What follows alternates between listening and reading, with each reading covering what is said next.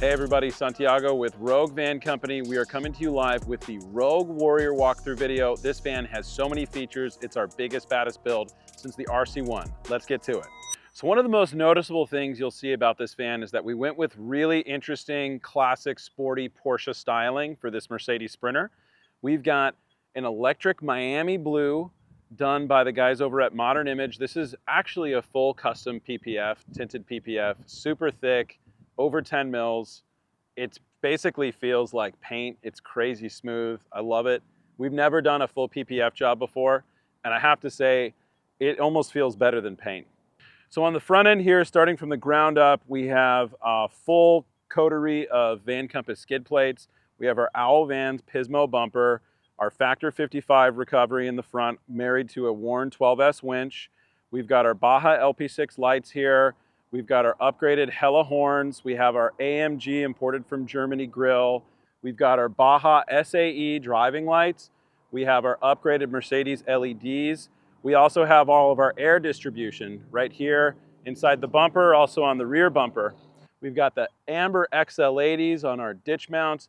And then we have a big burly LP6 array with ambers on the sides and clears in the centers so that you have really good pieces of lighting that are illuminating all of the terrain around you.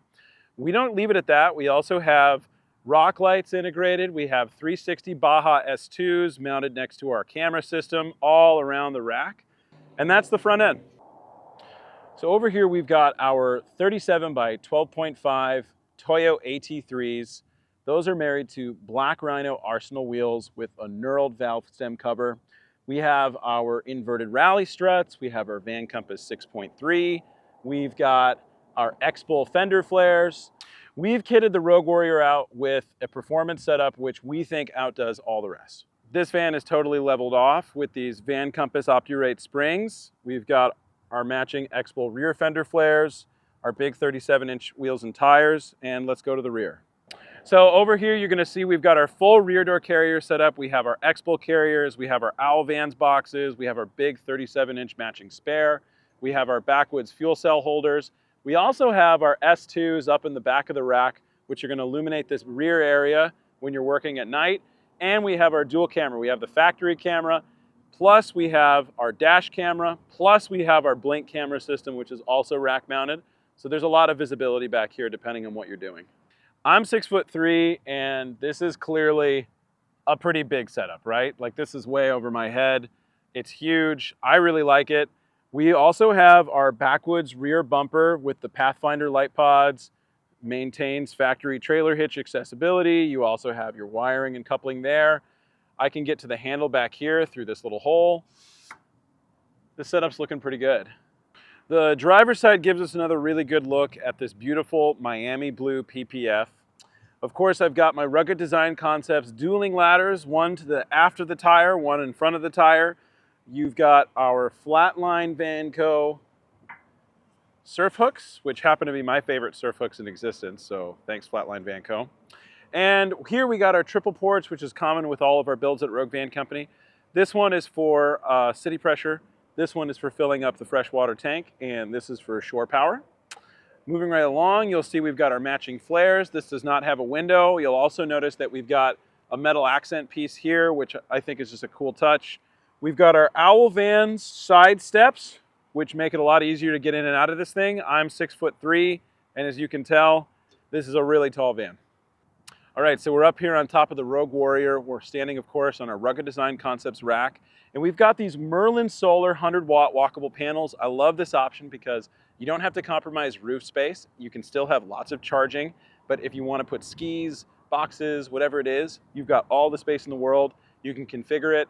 Sure, you're going to cover the panels up and they're not going to charge, but of course you're not going to damage them, and it gives you a lot more flexibility. Over here we've got our Gen 3 Starlink. It's married to a 48-volt direct Trio flat mount. So this is getting rid of all of the internal stuff on the Starlink. It's getting directly powered from our 48-volt battery system. We've got front and rear max fans. And you can't see it right now, but Aaron's actually standing on top of Rugged Design Concepts' signature Skybox. And what that is it's a raised platform that goes on top of the fan or the AC in the back, and it makes it super usable, so you actually have a lot more surface area up here than you would otherwise. Of course, you saw earlier that we have our dual ladders. We also have this added rail system if you wanted to strap stuff down or use claw hooks or other kinds of mounting accessories. This is really handy, or lashing things. One of the other really cool things about rugged roof racks is they have all of this L-track accessory cutout. So this is actually the profile of an L-track. And so that makes it so that if you want to use L-track accessories, you can click them right in. And another really interesting thing about this is we did go for a security system, and we went with blink cameras, which I think is really simple, but also really elegant.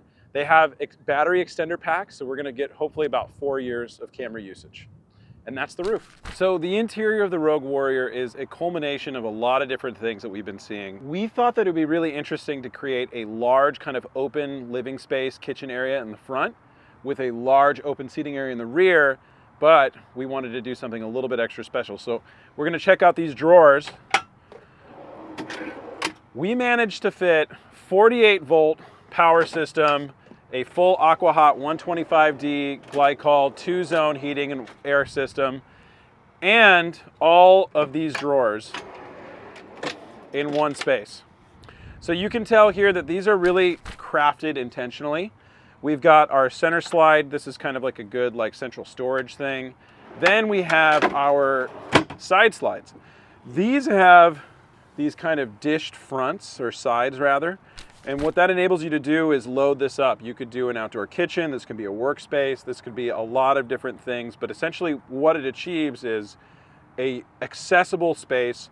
Despite the van being very tall and the rear end being very tall, this is still really usable, which I think is really neat. We'd never actually done something this involved as it relates to rear door drawers, because we've had this centerpiece here before, and maybe we've done this, but we've never done all of these things together. And we thought that it was going to give our customers the very, very best of all worlds. So let's close these up and let's go take a look at the rest of the stuff inside. So probably one of the most obvious things about this van is that we have a lot of really rich, kind of feature deep, sensory kind of materials in here. We have our vintage Porsche Pepita cushions. We have all of this custom hand-milled black walnut. We have on the lift lower bed, we've got these big black walnut banks. This is all custom Italian leather. We've got our Chilowich walls. We absolutely love Chilowich. You've got a really comfortable lounge space, which I'm sitting in, of course. It's facing this big, wide, curved 34-inch monitor, smart TV combo. You have outlets accessible all over the place. We have our Buster and Punch outlet and accessories.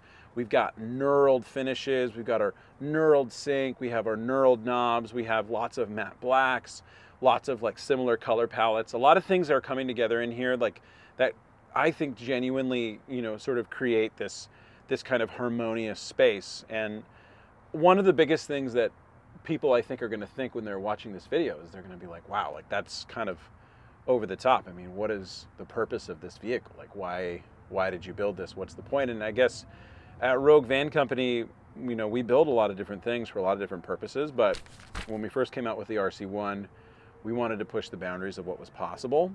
I would say that this build really focuses on creating a very elevated, very classy, very refined space, and it gives us a lot of pleasure to do that. So there's a lot of kind of beyond surface level deep features here that I really like. For instance, on our cushions, we decided to do all of these sunken in magnetic plates inside of the cushions themselves with these magnetic mounting strips on the benches. That allows you to really effortlessly keep the cushions in place. But when you remove them, you're not dissatisfied. You're not seeing some tacky Velcro or a button head or something like that. You're seeing something a little bit more purposeful.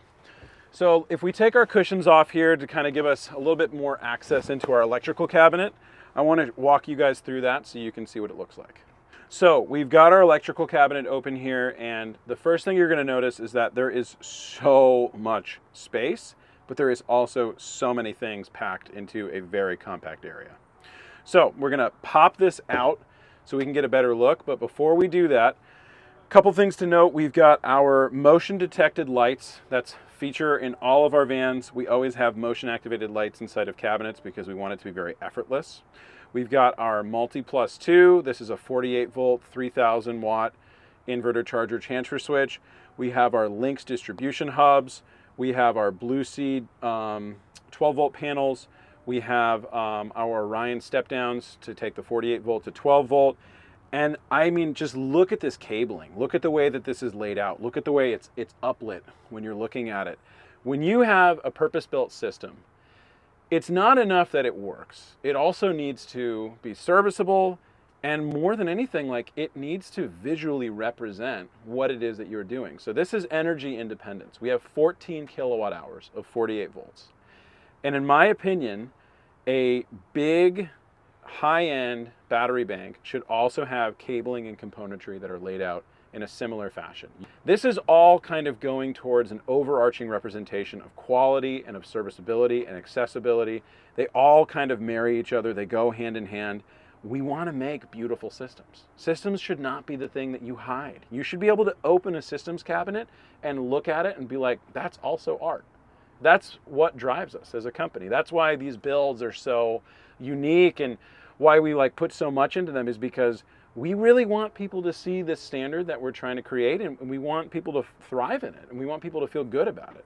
So one of the coolest things about this is once you've removed this drawer and it's just in the out position, you have these access panels. We have our 120-volt switching over here. This is one of two 7-kilowatt batteries. So these are 14 kilowatts total, 48 volts. And this, it just comes right out, and it exposes this battery, which is secure in this location. Now, we can remove the battery to take it out. We can run tests. It's all very kind of nuanced, but it works together perfectly, and it keeps all the dimensions of the bench correct with our little step here, which was a design challenge for sure. Over here, we have our AquaHot 125D. This is a instant hot, diesel-fired air, water, radiant heating system. It's radiant because it takes hot glycol, which is the same stuff that, that's coolant, like in your engine. It takes hot glycol, and it basically runs it through a series of pipes. You have a series of radiators with fans blowing across them. Those are located in the toe kicks up here and down in these benches, and that creates a multi-zone heating experience, which is much more moist than a dry fire furnace heating, which is, again, a much better experience. Your skin's gonna like it a lot better. It's gonna feel better. Yeah, and this is the kind of HVAC plumbing cap. So as you can see behind me, this is a lift lower bed. Right now it is in the down position. If we want to take it into the up position, we just click this button. It raises when we click the button up, it lowers when we click the button down. In the lock position, these don't do anything. Makes it pretty safe. You can store your bedding on top of the bed. It'll just compress up into the ceiling. You can actually compress it a fair bit. It pretty effortlessly lifts up. You can see nothing's flickering, nothing's getting weird. It just lifts right up there, and there it is. So we really wanted to create a large open kitchen. You've got a ton of counter space here. You can see that we have a window cutout. We've got these kind of like tapered curves, which allow us to put outlets inside of these flare trims. This countertop dives all the way and meets the window. Over here, this is a little bit of a shallower countertop, but these drawers on this side are absolutely huge. You've got dual airline latches. They come out, totally massive, massive drawer space. You can see that we've got our kind of signature cut down, kind of tapered drawer style. We've got all of our butt joint construction here. This is 1/2 inch and 3/4 Baltic birch. They click right in effortlessly. We have our fold down counters on the fronts of each of these, and you can see that these are book matched. These are meeting exactly where the glue up was ending. So in here we have our inset cutting board. We have all of our beautiful knurling here, which you see consistently throughout with all of our outlets. We have our designer sink. It's a matte black composite. I really like it. I think it's like the perfect size for a van.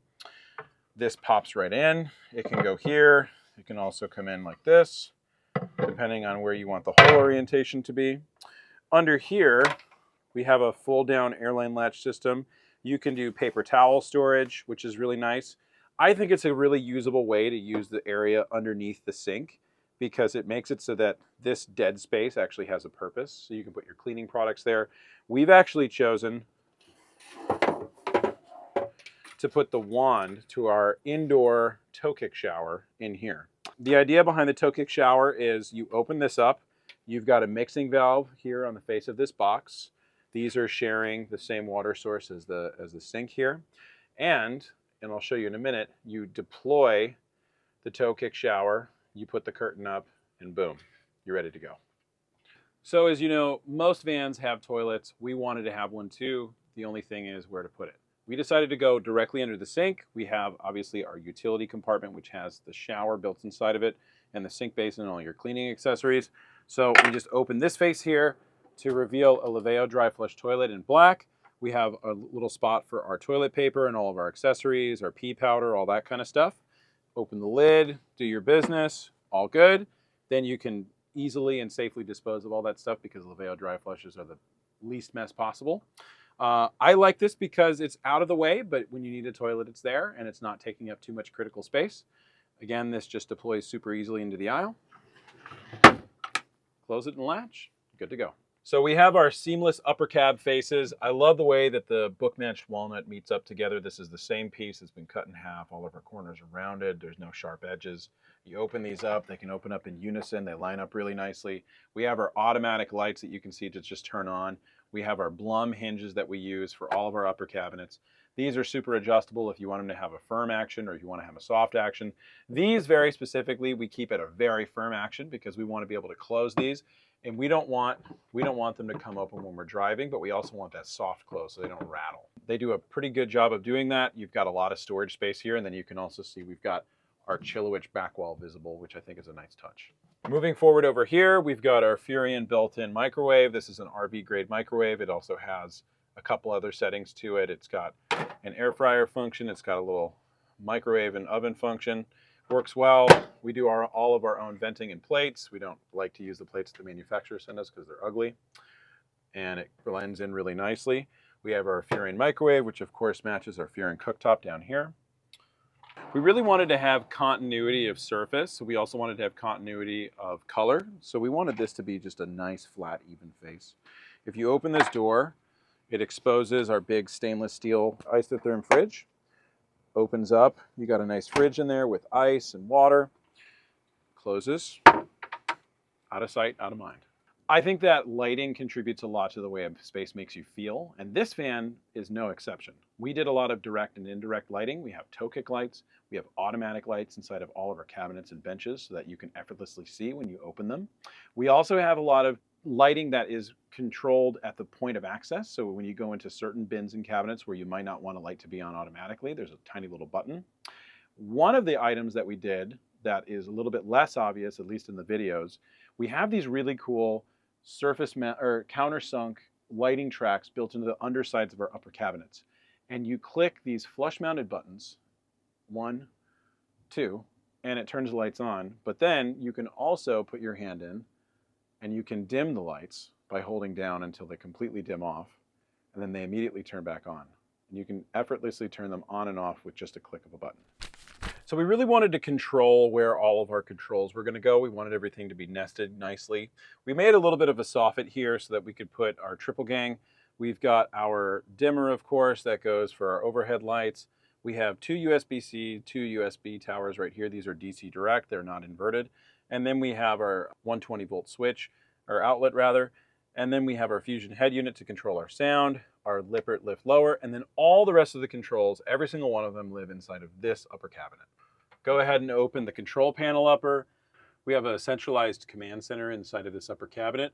We have our Apple TV, we have our RGB controls, we have our 2 MaxFan remotes right here. We have the extension and retraction for our Fiamma awning. We have the AquaHot control for our hot air and hot water. We have a series of buttons down here, water pump, tank pad heaters, drain pumps for the fresh and the gray. We also have the shower pan pump, our toe kick lights. Over here we have our Serbo GX, and over here we have our Cruis Comfort. Something that we do here at Rogue Vans, which I think is a little bit unique, is we actually take a Cruis Comfort Icebox 48 volt. We have our controls obviously in our upper cabinet over here, but we take the blower module and we put it on top of an in-cab shelf. It's really svelte and sleek. If you come in here on the side, you can see that we still have proper airflow and venting. There's an illuminated cabinet here so you can store things, but obviously when you have the air conditioner on, you're going to want to leave that venting open so that it can draw in air. We have a light here that you can turn off and on. It has red modes. This is the main air duct where the air comes out. And you wouldn't think that a single air duct for a van would be enough, but the amount of air that this blower uses is incredible. And this will turn this van into a literal icebox. I mean, that's why it's called the icebox, but it will turn it into an icebox in minutes. It works so efficiently, and with the 48-volt system, we can run this thing for over 17 hours on our 14 kilowatt-hour battery bank. In the cab here, we have our Schillman seats, which we've reupholstered, of course, with our vintage Porsche Pepita. Italian black leather throughout. We have the B-pillars. We have the underside of the in-cabin shelf. We have the entire headliner. We also have pieces of the dash. We have the A-pillars. There is black Italian leather all throughout this van, but it's definitely most heavily present here inside the cockpit. We have all of this Terra X accessories with different phone mounts. We also have the Agile in-cab Touch 12 mount for the SPOD. We have these really nice black window covers all throughout the van, both in the rear doors and the front and the sides. The cab area, in my opinion, needs to have the same kind of luxurious feel as the rest of the van, which is why I love Inhabit mats so much. These Inhabit Chillowitch mats start all the way in the front. They're really effortless to pull out and clean, and they continue without any gaps all the way to the back of the van, giving you kind of a continuity of feeling and texture. This is, of course, is the highest trim package possible that you can get from Mercedes. You have the big screens, you have the 360 cams, you have the dash cam, all these things that make it so pleasurable to drive a Mercedes-Benz. And that's the cockpit. All right, guys, that was the Rogue Warrior. We put so many hours into this van. I really appreciate you tuning in. We love passion projects like this. This van is for sale right now. If you're interested in a van like this, or you want us to do a custom build for you, or you want to get into an Odyssey or a Luna or the Rogue Wave with Rob Machado, give us a line, give us a call, send us an email. We're here for the conversation. Tune in for all the big announcements we have this year. We've got our grand opening in Carlsbad. We have so many cool projects we're doing for SEMA. It's a huge year for us, so stay tuned and we'll see you on the next one.